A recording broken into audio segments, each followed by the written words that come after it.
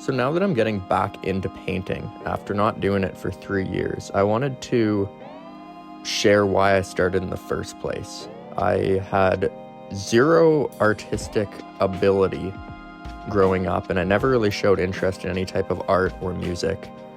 I was always doing sports as a kid, and I don't know why, but in 2019, I just started painting these abstract doodle type paintings, and it was helping me get through some tough times that I didn't really know how to talk about. So I just started painting, and it initially started on plywood. I would find some old scraps of wood and paint them white, or then just paint my paintings over it. And it was the first thing that I've done in a while that 5 hours would just fly by. And I found it was extremely satisfying and very calming to do it. And as it progressed, I started doing larger pieces and larger projects. I bought a van and painted it by hand with a little paintbrush and some acrylic paints. And I was doing it hours a day, but then I stopped in 2022, and I'm finally picking it up again. But I wanted to explore why I started because, again, I had no artistic ability and no artistic experience. And I still don't really have, the training or all that. And I think it's important to know that you don't need to. If there's something that makes you happy or calm, you don't need to do it to the point where people think it's amazing. And I was always scared of that growing up, but this was the first thing that I just did out of pure enjoyment. So to get back to the main topic of why did I initially start painting, it started in 2019. I was in my second year of university. I didn't really know what I wanted to do with my life. I was just there kind of for the sake of it. And I had recently found out that my mom had cancer again, and I did not know how to deal with negative emotions at all.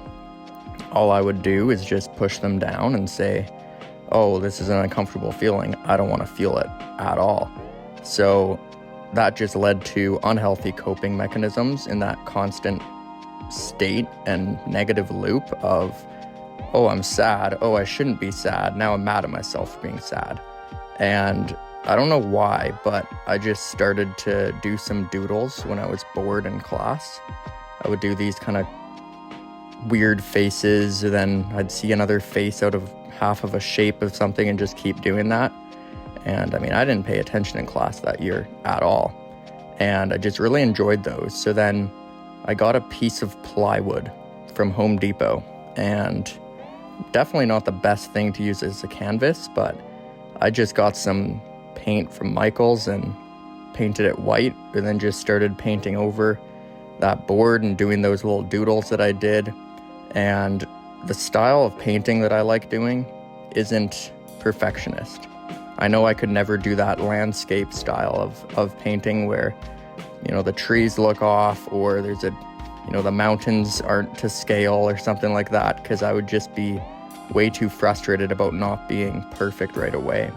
That this kind of doodle style art for me was really freeing, because even when I would make a mistake or do something that doesn't look like something, I'd look at it and at a bigger scale, and I'd say, oh, these two weird drawings that don't look like anything, if I combine them together, that makes the nose out of a big face. So then from the face I can add a bunch of things, and I found it just kind of helped in my mind and my subconscious without knowing it back then, that maybe it proved that, okay, not everything has to be perfect. You don't always have to be happy and stressed, but you can make it work with what you have in that scenario. I know that sounds cliche, but looking back, I think that's why it really kind of freed my mind and I could paint for hours, because I saw that, and it was just kind of a compilation of mistakes that at the end created something I was actually proud of and enjoyed looking at.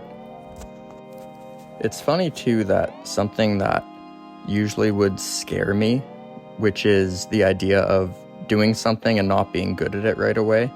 I know that sounds extremely entitled, but growing up, it's something that I always was scared of, putting in a lot of effort and not seeing the results right away, and just having that frustration.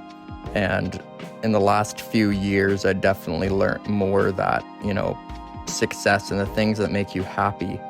And by success, I mean just like finding happiness in what you enjoy.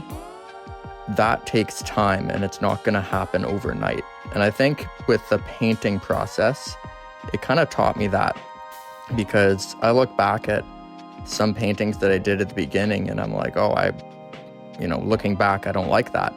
But it made me so happy in the moment, which is great, because that's exactly what I wanted to do with it, which is do something that makes me happy and gives me that escape from reality, while at the same time actually dealing with those negative emotions with a positive outlet.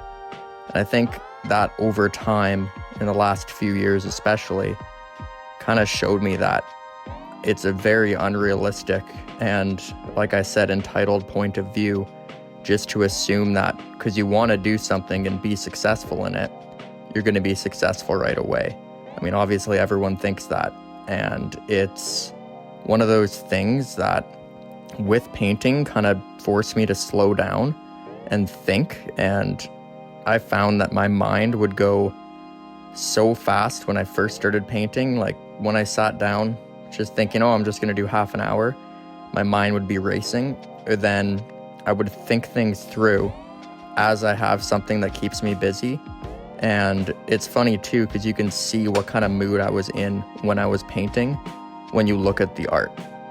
Different colors that I use, different faces, emotions.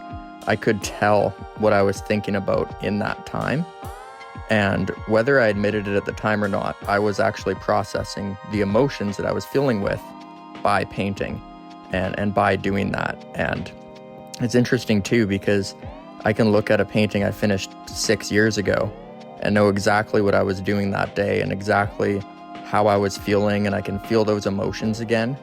And it's really interesting, because it's one of the only things where I can look back and almost use it as like a visual diary on how I was feeling without reading or saying any words.